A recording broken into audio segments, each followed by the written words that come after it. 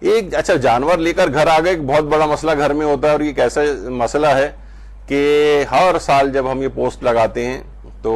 بے شمار لاکھوں کروڑوں نیکیاں ہمارے نامہ اعمال میں آتی ہیں، کیونکہ اتنی گالیاں پڑتی ہیں ہم لوگوں کو اور اتنا برا بلا کہا جاتا ہے کون سے یہ لوگ ہیں، کس قسم کی فقہ یہ بدنام کر رہے ہیں، ان کو رپورٹ کیا جائے، یہ کون سے مسئلے جو ہیں بتائے جا رہے ہیں۔ وہ ایک حلال گوشت جانور جو بھی ہوتے ہیں جیسے بکرے، گائے، اونٹ وغیرہ، ان سب کا پیشاب و پیخانہ پاک ہوتا ہے۔ یہ جسم پہ یا ہمارے جوتوں پہ یا کہیں لگ جائے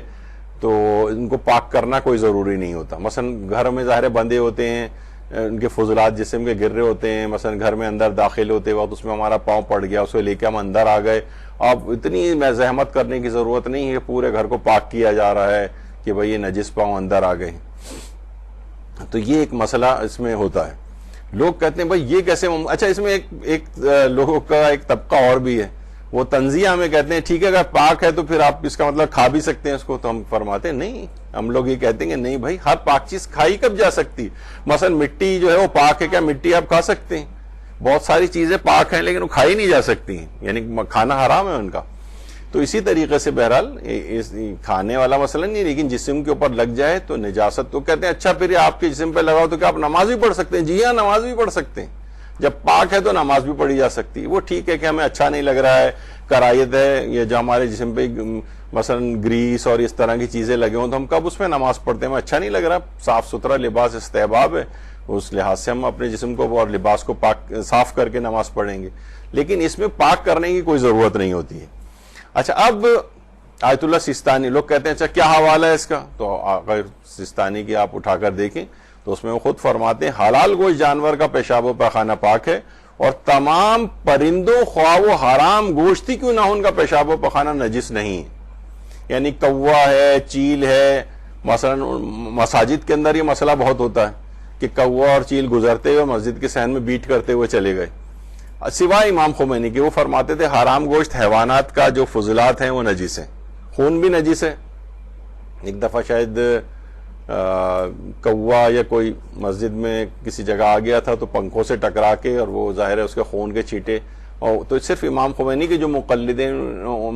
ہیں ان کے لیے واجب تھا کہ وہ، کیونکہ کوا حرام گوشت جانور ہے تو اس کے خون کے چھینٹے بھی نجس ہیں تو ان کو پاک کرنا واجب تھا۔ لیکن مثلا کبوتر ہے، چڑیا ہے، ان کا پیشاب و پخانہ بھی جو ہے وہ پاک ہے، اور ان کا خون بھی جو اگر لگ جائے تو اس میں کوئی حرج نہیں ہوتا ہے۔ تو بہرحال لیکن آغا سیستانی یا آغا رہبر وہ فرماتے ہیں کہ نہیں، پرندے خواہ حرام گوشتی کیوں نہ ہو، پرندے ہوں، ان کا پیشاب و پخانہ نجس نہیں۔ تو بہرحال یہ اگر کسی جگہ اگر لگ بھی جائے کپڑوں پہ، جسم پہ، تو اس سے کوئی مثلا بیٹ ہمارے جسم پہ لگ گئی آ کر، اس کے ساتھ نماز پڑھ سکتے ہیں۔ جی ہاں، خون بھی، وہ اس میں پھر خون کا بھی ایک مسئلہ ایک اور آئے گا، ذبح کرتے وقت جو خون معمولاً جتنا جسم سے نکلتا ہے وہ نجس ہے، اس کے علاوہ جسم میں رہ جانے والا خون پاک ہے، لیکن خون غیر جہندہ رکھنے والے جو ہیں جن کا خون اچھل کر نہیں نکلتا ہے ان کا خون بھی پاک ہے۔ مثلا مچھر ہے، مکھی ہے، ان کو اگر آپ ذبح کریں، ذبح تو خیر کیا کیسے کریں گے ان کو، لیکن بہرحال ان کے جسم سے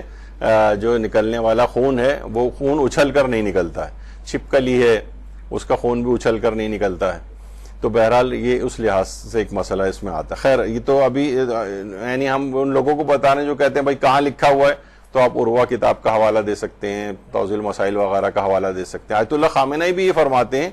ان سے ایک سوال پوچھا گیا ہے، توضیح المسائل میں لکھا ہے کہ تمام حرام گوشت جانوروں کا اور پرندوں کا پیشاب و پخانہ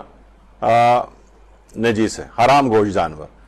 کیا حلال گوشت جانور مثلا گائے، بھیڑ، بکری یا مرغی کا پیشاب و پخانہ بھی نجیس ہے؟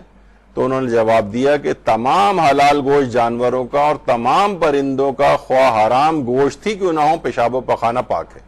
یعنی خود آیت اللہ خامنہئی کے فتوے میں بھی پاک ہے۔ اچھا لوگ کہتے ہیں بھائی اب تو خیر تقلید کو نہ ماننے والوں کی بڑی اکثریت ہو گئی، وہ کہتے ہیں نہیں ہمیں حدیث معصوم بتائیے کیا ہے، یہ کیسے ممکن ہے کہ امام اس کا، تو کتنی ہی روایات، اجماع ہے اس کے اوپر تمام علماء کا، کتنی روایات ایسی ہیں جس میں خود ائمہ معصومین نے بات فرمائی کہ ہر وہ جانور کہ جس کا گوشت کھانا حلال ہے، اس کے جسم سے جو بھی یہ نجاستیں یعنی جو بھی نکلتی ہیں، اخراج ہوتی ہیں، فضلات وغیرہ، وہ سب کے سب پاک ہیں، اس میں کوئی حرج نہیں۔ یعنی زرارہ کی صحیح روایات ہیں، کہ امام نے کہا کہ اس کو کپڑے کو دھونا ضروری نہیں ہے. قرب الاسناد میں ابو البختری کی جو روایت 5ویں اور 6ٹھے امام سے جو مروی ہے، جو کہ ان دونوں نے 5ویں اور 6ٹھے نے پیغمبر اکرم صلی اللہ علیہ وآلہ وسلم سے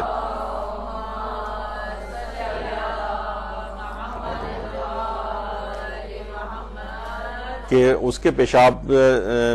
میں کوئی حرج نہیں ہے اگر جسم پہ لگ بھی جائے، کہ جس کا گوشت کھانا جو ہے وہ حلال ہے. اسی طریقے سے مثلاً 6ٹھے امام سے ایک روایت ہے، اس کے اندر بھی انہوں نے جسم کے ان فضلات کو ان کے پاک قرار دیے جو حلال گوشت جانور ہے. حرام گوشت جانوروں کو تو ایک ذرہ بھی اگر جسم کے اوپر لگ جائے تو وہ نجس ہوتا ہے، لیکن پرندے چاہے وہ حرام گوشتی کیوں نہ ہو، اور عام جو حلال گوشت جانور ہیں، مرغی، مچھلی اور بھیڑ بکری، اونٹ، گائے، بھینس وغیرہ، ان سب کا پیشاب و پخانہ جو ہے وہ پاک ہے. اچھا یہ والا اعتراض جب آپ کبھی ہو تو اہل سنت کی طرف سے بھی آپ پر آنے لگتا ہے. کبھی بہت سے لوگ ہمارے پوسٹ کے نیچے اہل سنت بھی آ جاتے ہیں، وہ اعتراض کرنے لگتے ہیں. تو ان کو بھی یہ کہ خود ان کے فتاوی ستاریہ میں ہے کہ اہل سنت کے نزدیک بھی حلال گوشت جو جانور ہیں ان کا پیشاب و پخانہ پاک ہے. جس کپڑے پر بھی لگا ہو اس سے نماز پڑھنی بھی درست ہے، اور ادویات کا بھی استعمال جو ہے وہ درست ہے. اور امام محمد جو امام ابو حنیفہ کے خاص شاگرد تھے، ان کا بھی فتویٰ ہدایہ کے اندر موجود ہے کہ جن جانوروں کا گوشت حلال ہے ان کا پیشاب و پخانہ، ان کا پیشاب بھی پاک ہے. اور فتاوی اہل حدیث جو ہیں اس میں ہے کہ معقول اللحم، یعنی جن جانوروں کا گوشت کھایا جاتا ہے جیسے گائے، بکری وغیرہ، ان کا گوبر، پیشاب تک بھی پاک ہے اور حلال ہے، یعنی جسم پہ لگ جائے تو اس میں کوئی حرج نہیں ہے. تو ان کو بھی آپ ریفرنس کے طور پر بتا سکتے ہیں بھئی آپ کی فقہوں کے اندر بھی یہ پایا جاتا ہے، یعنی یہ والا مسئلہ. بہت سے کچھ منع بھی کرتے ہیں ان کے ہاں، لیکن بہرحال یہ فتوے بھی اس طرح سے ہیں. تو یہ اس وجہ سے کہ ممکن ہے آپ کو بہت سے تقلید کرنے والے آپ پر اعتراض کریں، تو ان کے بھی حوالے آپ کو مراجع کے میں نے بتا دی. ہو سکتا ہے بہت سے لوگ تقلید کے انکاری ہوں، کہتے ہیں ہمیں حدیث چاہیے، وہ حدیثیں بھی میں نے آپ کے سامنے پیش کر دی. اہل سنت بھی اگر اعتراض کریں تو ان کو بھی آپ حوالوں کے ساتھ بتا سکتے ہیں کہ تو آپ کی فقہ میں بھی پایا جاتا ہے. تو بہرحال یہ والا ایک مسئلہ ہوتا ہے.